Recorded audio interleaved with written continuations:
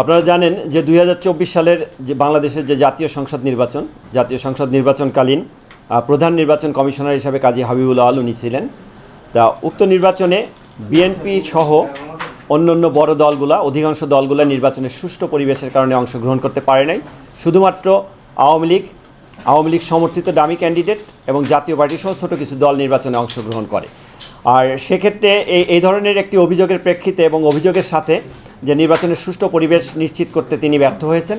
পাশাপাশি তিনি দ্বিচারিত মনোভাব ভোটের পরিসংখ্যান উল্লেখ করার ক্ষেত্রে তার যে এক এক সময় এক এক রকমের পরিসংখ্যান উল্লেখ করে মিথ্যা বানোয়াট পরিসংখ্যান তিনি প্রদান করেছেন। সর্বোপরি সংবিধানের একটি সাংবিধানিক প্রতিষ্ঠানে তিনি থেকে সংবিধান লঙ্ঘন করে, আচরণবিধি লঙ্ঘন করে এবং এই প্রহসনমূলক নির্বাচনের মাধ্যমে একটা নির্বাচনে জয়ী করে তাদেরকে দিয়ে একটি গেজেট প্রকাশ করার অভিযোগে শেরেবাংলা নগর থানায় একটি মামলা রুজু হয় এবং উক্ত মামলার তিনি 20 নম্বর এজাহারভুক্ত আসামি।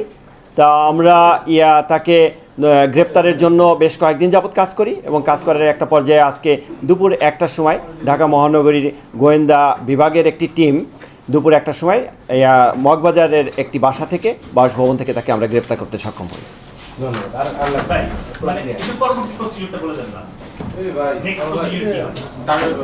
নেক্সট যে মামলা আপনার শেরেবাংলা নগর থানায় আছে, তদন্তকারী কর্মকর্তা আসবেন এবং এখানে আমাদের যে ইনিশিয়াল কিছু ম্যানেজমেন্ট আছে, অর্থাৎ তার মেডিকেল চেক আপ করা, কিছু ডেটাবেস মেনটেন করা এবং তৎপরবর্তী থানার যে তদন্তকারী কর্মকর্তা যিনি আসবেন তার নিকট আমরা হস্তান্তর করব। হস্তান্তরের পরবর্তীতে তাকে বিজ্ঞ আদালতে প্রেরণ করা হবে। প্রাথমিকভাবে কোনো তথ্য পাওয়া গেছে কিনা? সবেমাত্র তাকে আমরা গ্রেপ্তার করতে সক্ষম হয়েছি। তদন্তকারী কর্মকর্তা আসার পরে তাকে প্রাথমিকভাবে জিজ্ঞাসাবাদ শুরু হবে, তৎপরবর্তী সেটা তার সংশ্লিষ্টতা বা অন্যান্য তথ্যপত্রগুলো পাওয়া যাবে।